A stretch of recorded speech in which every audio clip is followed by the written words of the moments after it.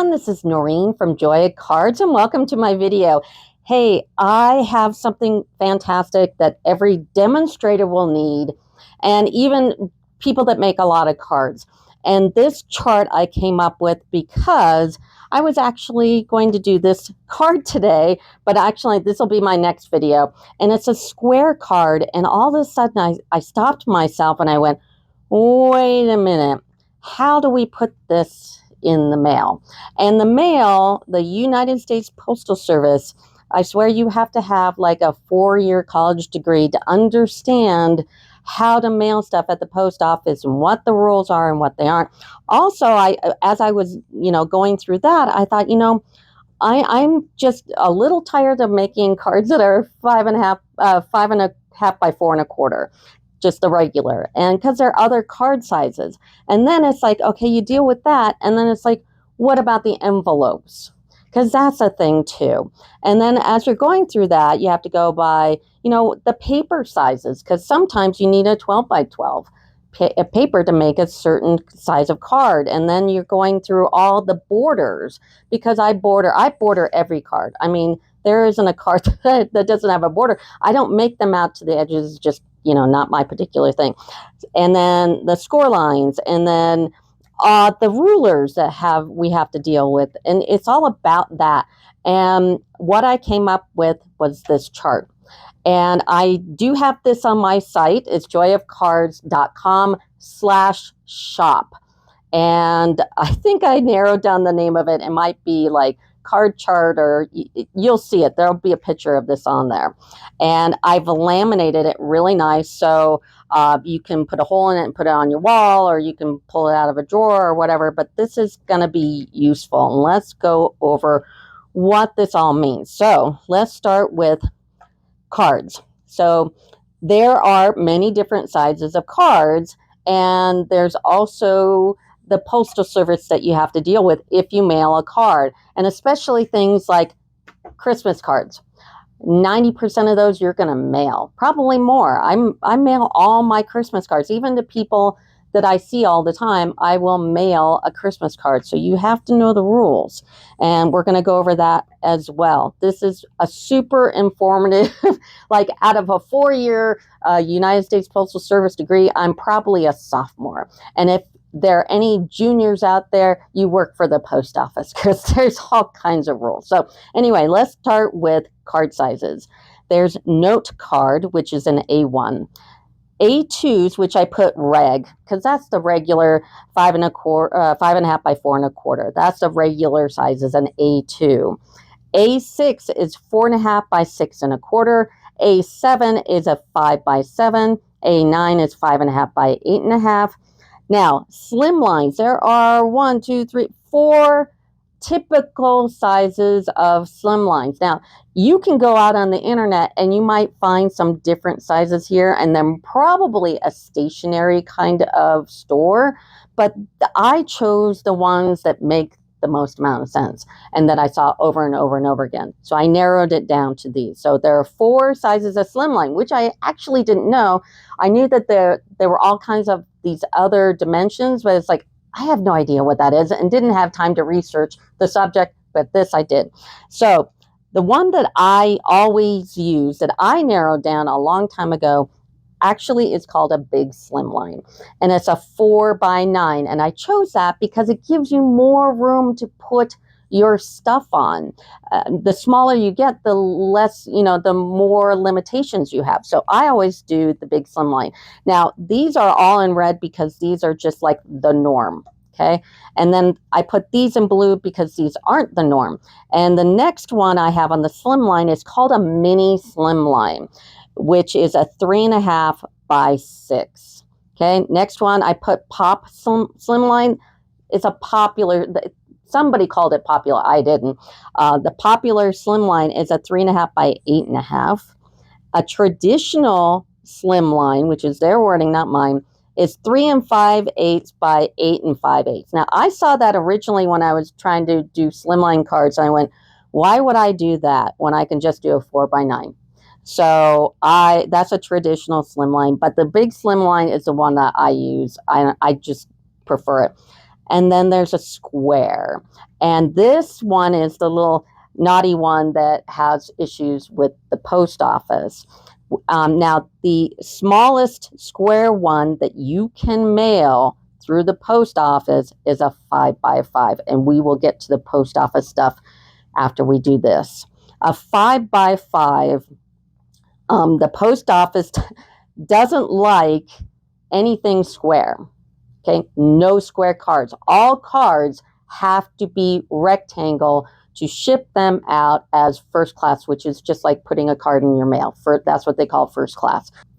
The minimum is 5 to make a square card. So 5x5 is the smallest one that you can send through the post office, and we will get to that in a bit, because you can send smaller cards like note cards, but for squares, the smallest one you can do is a 5x5, and that's what I did this card with, which is our next video, which is using Horse and Sleigh, which is the new online set with Stampin' Up. That's the next video. And this is why I went to this, is because of this silly card. It's like this snowballed into the chart. Okay, the smallest you can do is a 5x5. But like I said, the post office does not, you cannot put a square card in your mailbox. You can't do it. And the reason why is because squares will jam their sorting machines. If you send a square card of any size, and we'll get to sizes too, because like I said, you have to have a 4-year degree to figure out the United States Postal Service. But if you send this through your mailbox, it'll jam their machines. You'll get it back. Maybe, hopefully, eventually. So what you have to do for a square line, and if you go all the way to the end here, I've got a postage thing. Everything here is 63 cents, which is the rate at the moment. Okay? But if you do a square, you have to go into the post office, wait in that long line, get up to the person, and they have to hand cancel your letter, which means they have to hand stamp it. And it goes through another way and goes past the sorting machines. And it'll cost you for a regular, these all are 63 cents. This will cost you $1.03. You have to pay $1.03 for a square. So don't be making 100 square envelope Christmas cards, because it's going to cost you more in postage. And that's important to know when you're making a lot of cards, is how much the postage is going to be, especially for Christmas cards, which you're going to probably always mail. So this is why I did this chart, was because of this. Even though this is an awesome card, and I've got some layering things, and I'll show you how to do that in the next video. But you have to hand cancel them. Okay, so let's go back to the beginning again. So we got our note, our regular ones, A6, A7, A9, slimline, and all the slimlines, and the square, which is the 5x5 is your smallest. Okay, now if you're just handing somebody a card, you can make it anything you want. So the next column is the actual card size. So I'm telling you right now that, and look, there are lots of things. If you go on the internet, you're going to get lots of other dimensions for what is an A6, what is an A7, what is an A9, because like I said, the stationery people, I think, do stuff. Anyway, these are the card sizes. So a note card is a 3.5 by 5, a regular one, a 4 1/4 by 5.5, of course, A6, 4.5 by 6 1/4, and so on and so forth. So these are all the dimensions of the actual, this is, done card. So this is a done card. This is an A6 card. So that's the actual card size. And then you go to paper size. This is important. A couple of times I'll make, a bigger card, and it's like, oh, wait a minute. How big, where do I start? So, and some of them actually have 2 dimensions. Like the easiest one, I'll start with that, our regular 4 1/4 by 5.5 card. So here's my card here. And the paper is going to have to be a 5.5 by 8.5, or depending on how you fold it, and because a couple of these have different kinds of folds, you can do a 4 1/4 by 11, just depending on how you fold it. So that's for the regular size. This is the card size. Note cards, you'll need a 7 by 5 or a 10 by 3.5. And it goes on here. And like slimlines, the mini slimline, you can use a 7 by 6 or a 3.5 by 12. So I've got all the sizes for the card paper before you fold it and score it and all that stuff. And then the next column is the score line. So I've got, like on this one, I've got two different paper sizes. The first one here is the first score line here. So a 7x5, you're going to score at 3.5. Or if you use the 10x3.5, you're going to score it at 5. Just on if you landscape or portrait or whatever, how your brain processes that.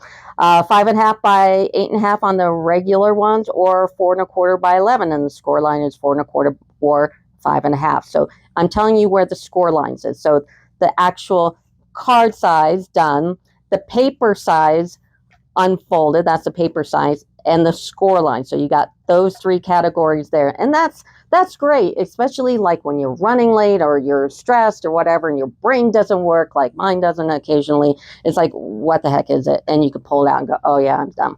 Okay, and then I got some really useful information for doing your card fronts and your cards insides. It's like, all right, I always frame my cards. Like you notice here, there's a frame. The base is old olive, and I've got a black, and then I've got the actual card front itself. So I did this one at 1/8 of an inch, and I did all these in 1/8 of an inch. Now, what's great about this chart is I put my little handy dandy ruler down here. This is fantastic. And you know why? I know this is fantastic because I have this glass here. And I've had this glass here, and it's actually a light board, and it also has a cutting pad that goes across it too. But I use this all the time because it's got all the measurements here. I actually learned most of the ruler, because you don't think about these things when you're an adult or you're going on with life, and it's like, I don't know, it's like using algebra. But this is really great to have. It's like, oh yeah, it'll just show you 5/8 of an inch or 7/8 of an inch, and it's even down to 16th. But I use this glass all the time when I'm measuring stuff. Even when I'm measuring like for envelopes and I'm sending out something, like I have these big envelopes here for sending out catalogs, and I sell designer series paper. And if you want to shop on my site, just go to joyofcards.com/shop, and it'll just take you to my shop. But I can pull it up here, and I'm going to go, oh yeah, this is 16 by 13. And I'm use this glass all the time. In fact, it's if you go to the description of my video, I'm of course an Amazon affiliate like everybody else is in the world, and this is up on my my list there, so you can click on it and check it out. But this ruler is fantastic because I know it is, because I use this like all the time. So you've got your ruler here, and all these are done by 1/8 of an inch. So I know if I want a really skinny border here and I want to do 1/8 of an inch and it's a note card, I know I need 3 3/8 by 4 7/8. And if I want to put something on top of it like I have in this particular card, I know it's 3 1/4 by 4 3/4. And this is also great for demonstrators who have websites, and we're putting in instructions. All my cards on my website and my YouTube, which is at Joy of Cards if you're on YouTube, will have the dimensions of the card. So I know that if I'm doing my cards and I'm putting them up, oh yeah, I can just use these dimensions, and it's really quick for me rather than trying to count on my fingers and figure that out. So I take it all the way down to 1 inch. I don't know why, but I did. And that's not only for the outside, but also the inside, because I frame all my insides. And sometimes I don't go by 1/8 of an inch. I might go 1/8 of an inch here, but then I want to take it all the way down to 1/2. So I can go from here to here, and I've got my cards. So this is fantastic, and I've got them for all the cards here. And then what do we need to know? We need to know the envelope. That's just another thing, right? And I got A1, A2, that should be an A6. It's on the new one. This is my first one. A9, and 10s. Now, when you get down to the 10s, it gets into the slim lines, it gets a little interesting. So on the mini slim line, I just have the dimensions here. I think it is an A9. It's on the new one. And then these are also A9. So you know what envelopes to buy, especially if you're a demonstrator and you're doing this all the time. It's like, what envelopes should I stock? You know I do this and this and this. And you need to know the dimensions, because, you know, you want to make sure, triple sure that you're getting the right kind of envelope. And then a square, this is a calculation for the square, and obviously it's a quarter of an inch. So I just put a quarter of an inch on there. Now, if you're using square envelopes, you're making, within, and I'll get to, because you can mail whatever square envelope you want. There are some rules which we'll go over in the next part. But if you want to make a square envelope and you don't have them, you can use one of these.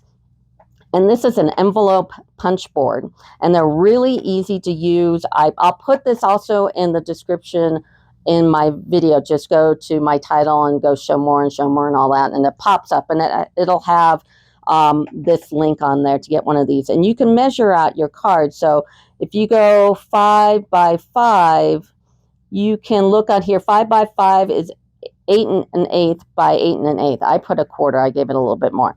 And then the score line, it'll tell you how to make an envelope. These things are great. I pull it out every once in a while. They're definitely useful. If you're a demonstrator, you might want to get one of those.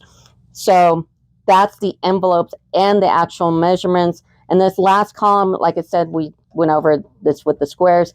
Every envelope size here, except for the square, is 63 cents. Because it's within the ratio of what they consider first class mail. 63 cents, that's the postage rate as of June 27, 2023. And then, like I said, for anything that's like a square, you're going to have to go get it hand canceled. Now, let's talk about this section here. This is really important. It gives you some really super basic rules with the post office that are super, super useful. One is an envelope cannot be larger than a 6 1/8 by an 11 1/2. And it can't be smaller than a 3 1/2 by 5. Anything over that is either in a flat rate box, or they consider it a box or a parcel. So it's not a first class letter. So, and this is why, this 3 1/2 by 5 is why the smallest square envelope is a 5 by 5. Because I can't go smaller on one of the sides or larger on one of the sides. Anyway, I'll get to that in a minute. It's down the bottom, but that's the smallest square you can do.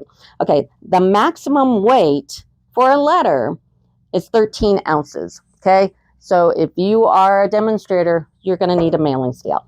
There's no going around it. And why do I need a mailing scale? Because we do crazy things like this.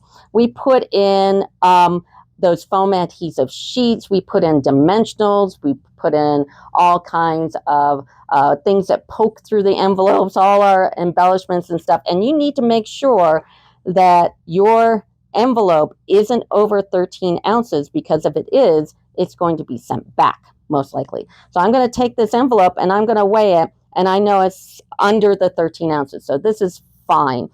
But there are some envelopes and some crazy, like all the fun fold and all these crazy things we do. If you want to put that in the mail, you got to make sure it is under the 13 ounces. Also, the thickness, because we do all this kind of crazy stuff. You got to make sure it's not thicker than a quarter of an inch.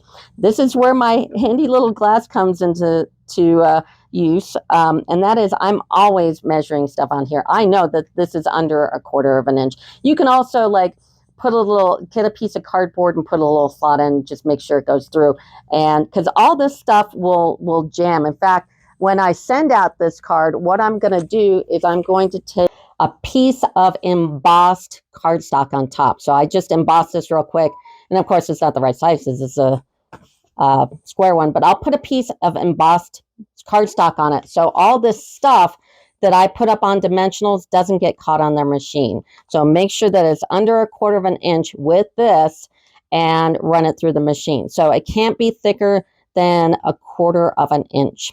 Okay. Also, I said this before, all envelopes must be rectangle. They have to be rectangle. And I'll get down to this in a minute, but they have to be rectangle. Okay. If they're not rectangle, you have to go into the post office, wait in the line, get to a person, and have them hand cancel your card. Okay. And all non-machinable envelopes include not only square, but rigid. Now, their definition of rigid, I have no idea.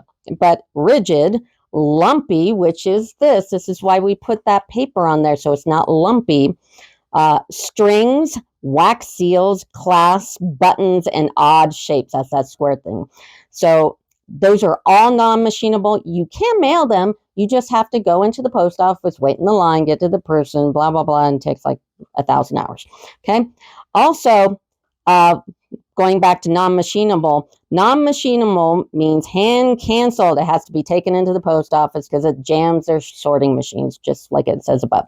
Okay, here's the last one. You can make an envelope any size you want, as long as it's not smaller than 3.5 by 5 or larger than 6 1/8 by 11. But there's another rule. The last rule is there's an aspect ratio. And what they're doing is you take the length of your envelope divided by the height of your envelope. And that ratio can't be any smaller than 1.3 inches or bigger than 2.5 inches. So if you have like a rectangle, let's go ahead and do the math. Let me go ahead and pull this up. So let's say you have a square envelope or a rectangle envelope. So I want to just put a stamp on it. I don't want to wait in the line or do any of that, but I have a custom envelope. And let's say it's an 8.75 in length divided by the height. And let's say the height is 5. Okay, that's 1.75. So it's got to be between 1.3 and 2.5. You can put a regular stamp on that and throw it in the mail, as long as it's not under those two. So we can do another one here. Let's take a 9 divided by 3.75. Okay, that is 2.57. That's too big. You cannot put a stamp on that and put it in the mail. It'll probably come back rejected. I mean, you might get away with it, but the likelihood of it coming back is there. So that's what the aspect ratio. You can make any size of envelope you want, as long as it's not smaller than the minimum and not larger than the maximum. It is not over 13 ounces, and it's not thicker by 1/4 of an inch. And it needs to be in the aspect ratio. And if all of those things qualify and you got a goofy size, you can put a stamp on it and put it in the mail. So let's get down to the nitty-gritty here. I have this on my website. It's joyofcards.com/shop.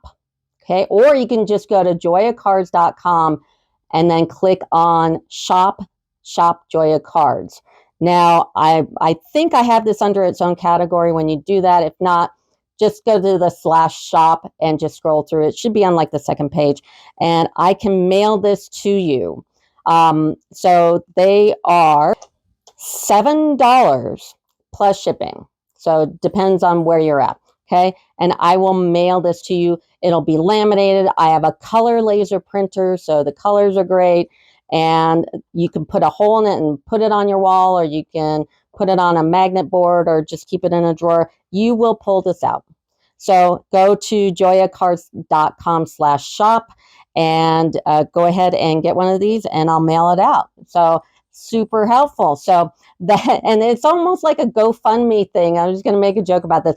It's like a GoFundMe for Joy of Cards, because I know I'm charging for this, but Mama needs to make some money somewhere, because it's not Stampin' Up. Anyway, so it helps me do these videos. So please buy one. They're super useful. You're getting something that's worth getting, and it does help me make my videos. So please like and subscribe. Put in comments about if you have some second, third, 12th level question about the United States Postal Service. I will find out for you, or I might even know, because I do a lot of shipping. So anyway, that will do it for me. Thanks. Bye.